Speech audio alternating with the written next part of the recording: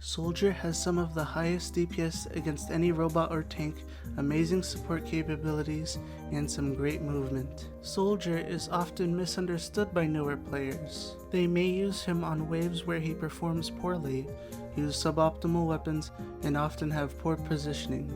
On Gear Grinder, when players have a little bit more experience, they might avoid using Soldier entirely for the aforementioned reasons. This is partially the fault of the lack of info on weapons and upgrade descriptions.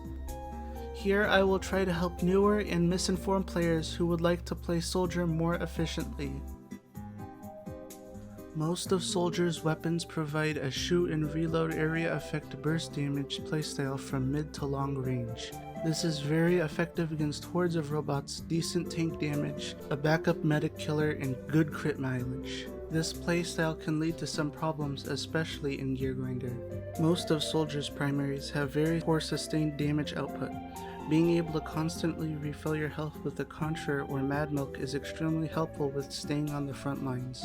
You might need to camp around corners, most of which are in inconvenient spots, sometimes away from your team where they cannot receive your banner bonus, and away from damage ramp-up range. Soldier can also feel very expensive to upgrade with 3 different DPS upgrades that you will need to spend on. You likely will not be able to afford everything you find necessary before the later waves. I wouldn't call Soldier unviable with it, as all Valve missions are pretty easy. You can get by with almost anything. However, I would call Soldier outclassed by most. He serves most roles while performing none of them exceptionally well. You likely will see much more success playing a different class. The Beggar's Bazooka suffers from none of the aforementioned problems, while gaining extreme buff to personal damage, survivability, and efficiency supporting your team. Soldier goes from an average class to one of the best classes with the Beggars. It is Soldier's best rocket launcher for every situation. The Beggar's Bazooka has a technically unwritten stat that you likely already know about. This comes with a small reload speed nerf and a huge firing speed buff. Upgrades are percentage based. The value of upgrades scales with this. Firing speed is made unnecessary with this, and only reload speed is necessary now. With just 750 credits, Soldier is nearly able to reach his max possible firing speed, while already surpassing any other rocket launcher with max reload speed and max firing speed. Not only does this increase your DPS, but you are also firing fast enough to start tap firing. Soldier's sustained damage output, which is very important for close distance combat, refilling health with Mad Milk with a Contra, and stunning robots with Rocket Specialist. The Beggar's Bazooka has 3 downsides: a 20% explosion radius nerf, no ammo from dispensers while active, and a significant accuracy nerf. This requires change from the more turtle playstyle that the other rocket launchers encourage to a much more aggressive mid to close range playstyle. This is where secondary choice becomes very important. On use, the Contra provides health restore on hit, similar to the Mad Milk, and a speed boost to nearby teammates. The Contra is extremely strong in sustaining yourself, helping evade robot attacks, and is very helpful in sustaining the rest of your team. The stronger sustain allows you to be more aggressive and deal more damage.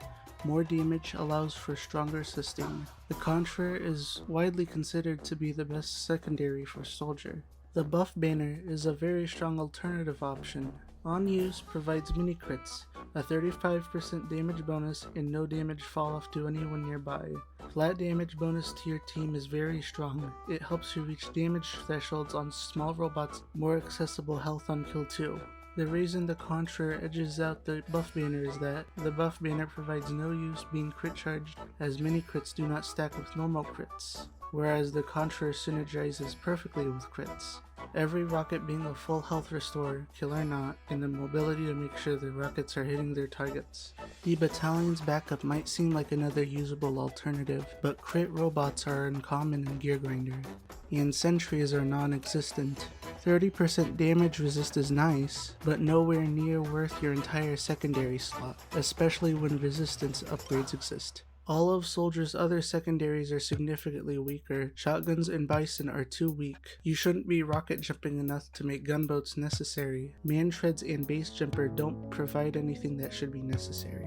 As for Soldier's melees, the disciplinary action and the escape plan are his best options. The disciplinary action helps you reach the dispenser and teleporter faster. The escape plan, having a healing nerf from medic, increases medic's uber-charge rate as you gain more charge, healing allies without overheal, increasing Kritzkrieg output. However, medics are not nearly as common in Gear Grinder as they are in 2 cities. If you do encounter a medic, they usually forgo pocketing a soldier in favor of a pyro or a heavy in my experience. The disciplinary action usually functions as a more consistent mobility option than the escape plan. You usually stay topped off on health with a Contra or health on kill. The escape plan is better when you have a medic that knows how to optimize their uber charge rate. Soldiers' other melees are quite a bit more behind, but if you want to use them, a few of them fulfill roles adequately. The Equalizer and Half Zatoichi both help medic charge uber more efficiently. Equalizer having the same healing debuff as the escape plan, and the Half Zatoichi having self damage. If you want to run the Market Gardener for fun, you don't lose very much by using it.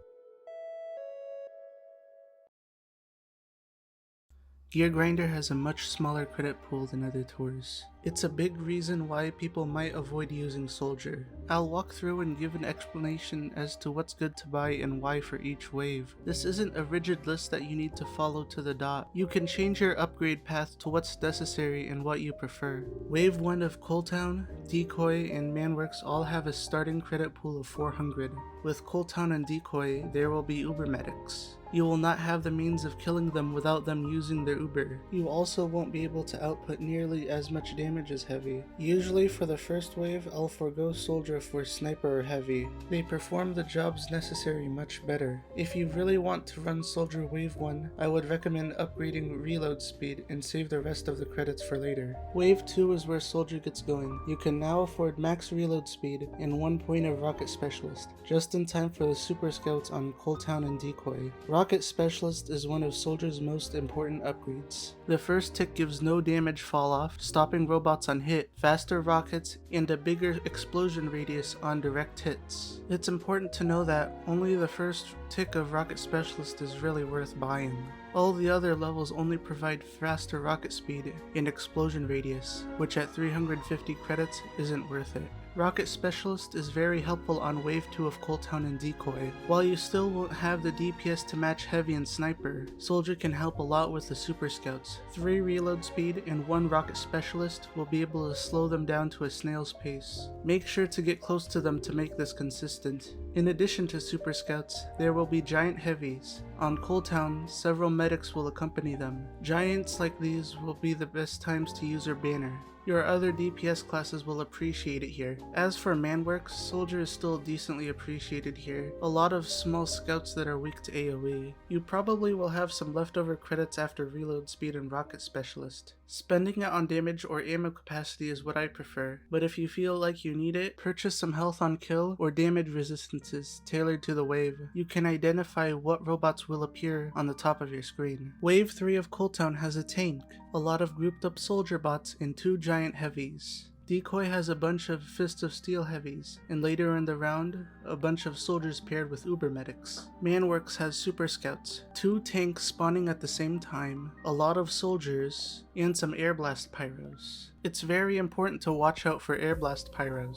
If they can Air Blast a rocket in its path, they will Air Blast, and the reflected rockets can hit your own teammates. You can identify Air Blasters by their eyes. Yellow will always Air Blast, blue not as much, if at all. Alternatively, you can check the TF2 wiki, as they have them labeled there. Expert will always Air Blast, Hard will sometimes, the rest rarely, if at all. That being said, Soldier always appreciates AoE, and is one of the best tank busters. He can rival the Pyro on later waves and with more damage upgrades. Remember, you can refund and change your resistances to what's necessary for the current wave, and put more into damage upgrades. Wave 4 onward is mostly more of the same. Keep upgrading damage, ammo capacity, and intertwine resistances and health on kill to your liking. When you have maxed damage upgrades, and have the defensive upgrades you deem necessary, it's time to start purchasing crit canteens and clip size upgrades. Aside from a Scottish resistance demo man, Soldier can get the most mileage out of a crit canteen by far. Load up your clip and activate crits when you have a full load, and tap fire after.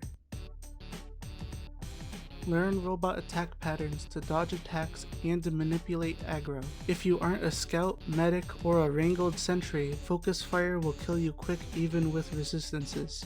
Reaching for a dispenser for ammo is the perfect time to activate your banner and minimize downtime. Ask your engineer to move the dispenser up if necessary, and make note of where the ammo packs are. Soldier is one of the most ammo-hungry classes, and his clip will go by fast. Ask your engineer to move his teleporter and purchase two-way, allowing you to purchase upgrades and more crit canteens you may need midway. Be patient with your engineer even if he doesn't listen. None of the things here or in the entirety of this guide are complete necessities to complete missions. If someone on your team is struggling, or doing something to the team's detriment even, try to help them and teach them. If they don't listen, try not to escalate it. It delays the game further, and I promise you, it isn't worth it. And that's pretty much it. I made this video because most of the soldiers I see on Gear Grinder to this day end up using a suboptimal loadout, usually airstrike or stock, which is fine. It's something I do often too, but a lot of the tutorials I see get something wrong that irks me, or doesn't cover everything I want to see covered. Making a YouTube video is something I've wanted to do for a long time, and I felt this would be a fun topic to cover. Thanks for watching.